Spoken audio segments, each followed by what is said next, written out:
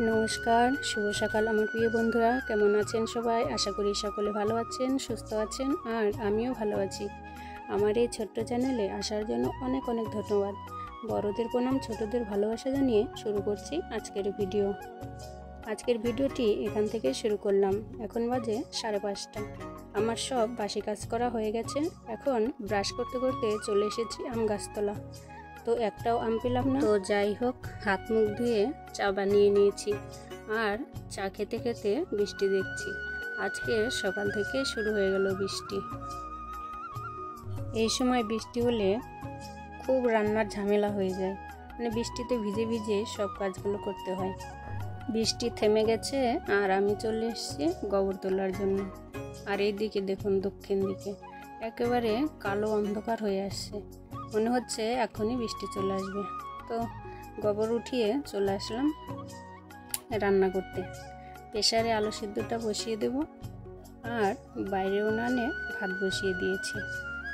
ভাতটা আমার হয়ে গেছে, এখন মাছগুলো ভেজে নেব।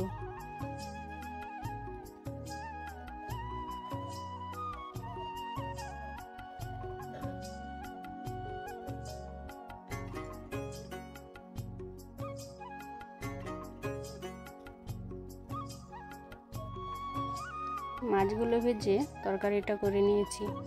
তরকারিটা প্রায় হওয়ার দিকেই। মাছগুলো দিয়ে দিলাম, আর একটু ফুটিয়ে নিয়ে নামিয়ে নেব। আর মাছের মাথা দিয়ে করব শাক ঘন্ট। তরকারিটা হয়ে গেলেই, আর আজকে তরকারি সিদ্ধ আলু আর পুঁইয়ের ডাঁটা দিয়ে করেছি। তরকারিটা নামিয়ে এখন শাকটা করে নেব। তেলে প্রথমে দিয়ে দিয়েছি লঙ্কা, এখন মাছের মাথাটা দিয়ে আর একটু নাড়াচাড়া করে শাকগুলো দিয়ে দেব।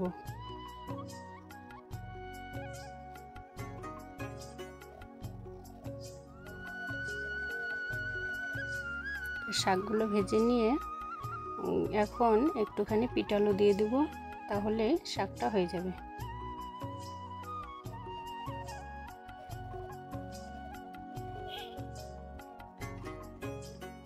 এই দেখুন, শাকটা হয়ে এসছে।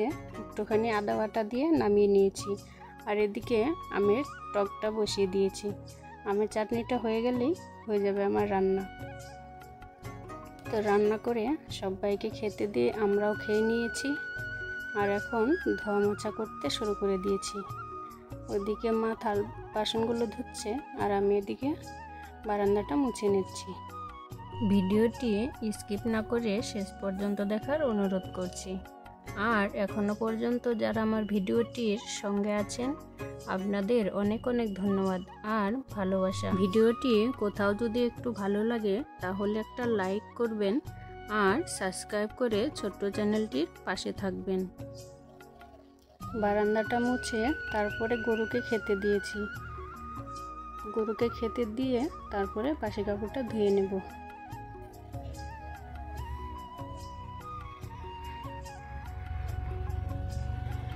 এর মধ্যে নিয়ে এসছে আবার মাংস তরকারিটাও করতে হবে।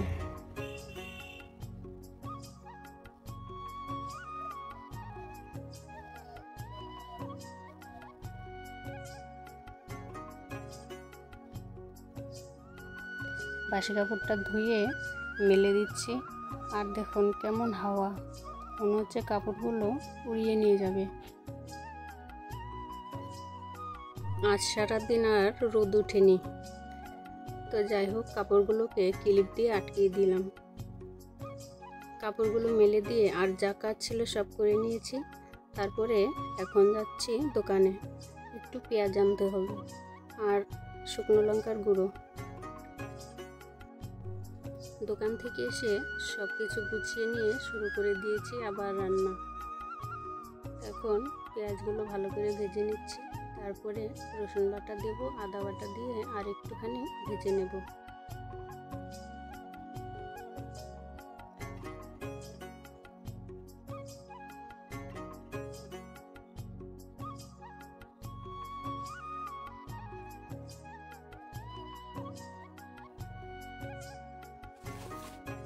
পেঁয়াজ আদা রসুনটা একটু ভাজা ভাজা করে তারপরে বাটা মশলাটা দিয়ে দিয়েছি। লঙ্কার গুঁড়ো, হলুদ গুঁড়ো, লবণ সব কিছু দিয়ে মশলাটা কষানো হয়ে গেছে। এখন মাংসগুলো দিয়ে দেব।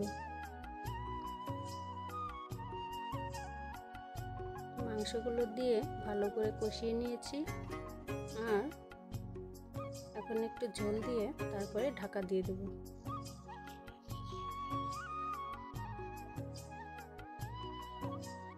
এই দেখুন মাংসগুলো কষানো হয়ে গেছে, তেল ছেড়ে দিয়েছে। এখন ঝোল দিয়ে তারপরে ঢাকা দিয়ে দেব।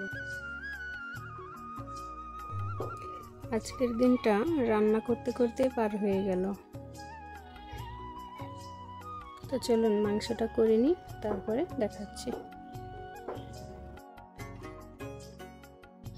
এদিকে মাংসটা ঢাকা দিয়ে দিয়েছি, আর তেলগুলো একটু পরে দিয়ে দেব। এই দেখুন প্রায় হয়ে এসছে মাংসটা। মাংসটা নামিয়ে ছেলেকে খেতে দেব। আর একটুখানি ফুটিয়ে নিয়ে গরম মশলা দিয়ে নামিয়ে নেব। তো নামিয়ে নিয়েছি তরকারি, এখন ছেলেকে ভাত বেড়ে দিচ্ছি। আজ তাহলে এ পর্যন্তই। ভিডিওটি কেমন লাগলো অবশ্যই কমেন্টে জানাবেন।